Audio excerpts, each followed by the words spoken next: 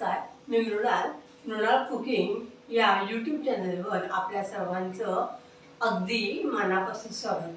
पावसाळा सुरुवात झालेली आहे आणि पावसाळ्यासाठी खास उपलब्ध असलेल्या भाज्या मार्केटमध्ये यायला लागलेल्या आहेत. त्यातलीच एक भाजी म्हणजे करटुलं. या भाजीला कोणी कंटोळे म्हणतं, कंटुले म्हणतात. प्रत्येक जसा भाग प्रांत बदलेल तसं ह्या भाजीला एक वेगळं नाव मिळतं. तुम्ही ह्या भाजीला कोणत्या नावाने ओळखता ते मला नक्की लिहा. करटुलं ही अशी दिसतात, थोडीशी कारल्याशी साधर्म्य असणारी अशी असतात, पण कारल्यासारखी कडू नसतात. यांच्यावर थोडे काटे असतात. हे काटेवाले काही काढायचे नाही आहेत. आपल्याला ही भाजी अशीच चिरून घ्यायची आहे. ह्या रानभाजीमध्ये अँटीऑक्सिडंट्स भरपूर प्रमाणात असतात, लोह भरपूर प्रमाणात असतं आणि प्रथिने पण भरपूर आहेत. त्यामुळे रोगप्रतिकारक शक्ती वाढवणारी बलवर्धक भाजी अशी ह्या भाजीची ओळख आहे. आज आपण करटुले या रानभाजीची भाजी करणार आहोत. मुख्य म्हणजे या भाजीला अजिबात काही साहित्य लागत नाही. अगदी हाताच्या बोटावर मोडणे इतपतच पदार्थ लागतात. चला आपण बघूया साहित्य. पाव किलो करटुलं मी आणलेली आहेत.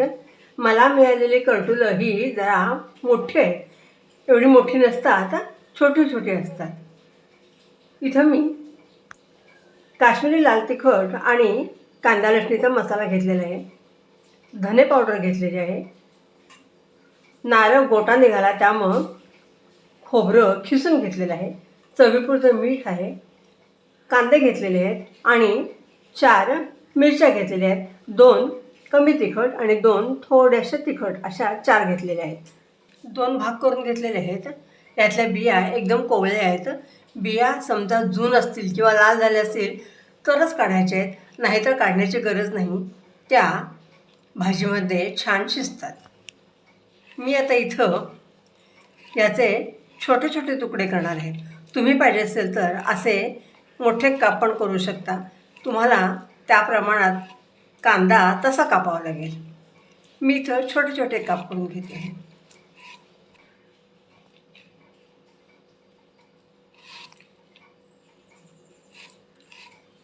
बिया जून असतील तर आपल्याला हाताला समजतं ते.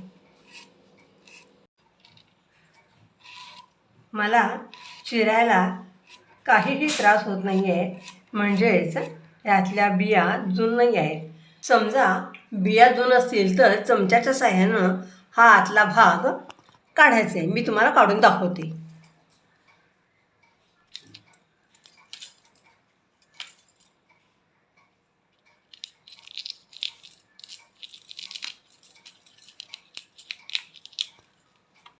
चमच्याच्या साह्याने बिया काढून टाकायच्या आहेत आणि हे असं करटुले घेऊन आपल्याला चिरायचं आहे. तुम्ही असे उभे काप पण चिरू शकता. करटुलं कशी चिरायची आहेत हे तुमच्या मर्जीवर अवलंबून आहे. तुम्ही काचऱ्या काढा, काप काढा.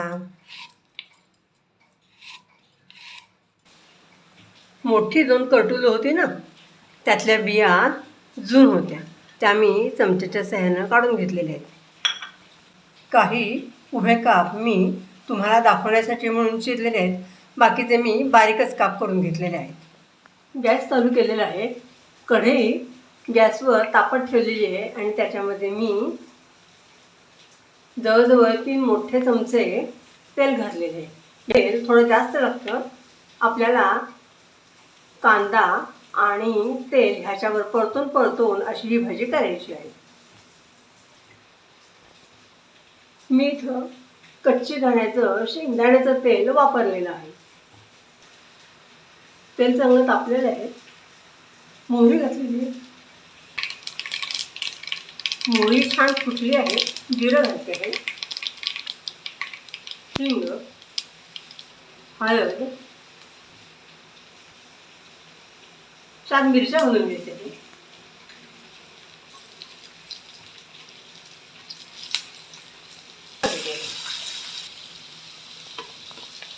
कांदा घालते आहे. या भाजीला कांदा जरा जास्त घालायचा आहे, त्याची चव ह्या भाजीला खूप छान येते.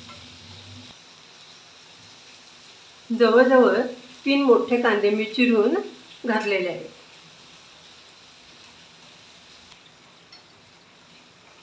आपला कांदा छान शिजला आहे, मऊ झाला आहे एकदम. आता ही करटुलं चिरलेली मी घालते याच्यामध्ये. करटुलं मी पहिल्यांदा मिठाच्या पाण्यात स्वच्छ धुवून घेतलेली आहे. ह्या भाजीमध्ये आपण पाण्याचा अजिबात वापर करणार नाही आहोत. आता ही करटुल्याची भाजी मी ह्याच्यावर झाकण ठेवणार आहे आणि 3 मिनिटं वाफवून घेणार आहे. 3 मिनिटं झालेली आहेत. मी झाकण खाली काढून घेते. आपल्या भाजीचा रंग बदललेला आहे. ती निम्म्याच्या वर जवळजवळ शिजलेली आहे. भाजीत आता मसाले घालून घ्यायचे आहेत. मैत्रिणीनं या दिवसामध्ये मीठ ओलं असतं, त्यामध्ये बेताने घाला. आज माझ्याकडं कोथिंबीर नाही आहे, त्यामुळे मी धने पावडर घालते आहे. इथं काश्मीरी लाल तिखट आणि कांदा लसूण मसाला घालते आहे. मी भाजीमध्ये लसूण वापरलेली नव्हती, म्हणून कांदा लसणीचा मसाला घालते. तुम्ही या भाजीमध्ये टोमॅटो, लसूण हे दोन्ही घालू शकता. भाजी ढवळून घ्यायची.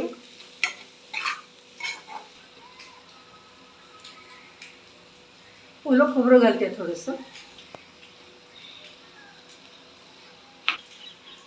तुम्ही बघत असाल आपली भाजी शिजलेली दिसते, तरी पण मी 1-2 मिनटं ह्याच्यावर झाकण ठेवून वाफ काढणार आहे आणि मग गॅस बंद करणार आहे. 2 मिनटं झालेली आहेत. मी झाकण काढते. वाव, आपली भाजी मस्त झालेली आहे, शिजली पण छान. आणि मुख्य म्हणजे एक सुगंध येतोय जो मी वर्णन करू शकत नाही. खूप छान वास सुटलेला आहे, मस्त. गॅस बंद करून घेते आहे आणि आपण ही भाजी सर्व्हिंग बाउलमध्ये काढून घेणार आहोत. भाजी मी सर्व्हिंग बाउलमध्ये काढून घेते आहे. वाव, कलर पण एवढा सुंदर आलेला आहे. भाजी अतिशय चविष्ट होती.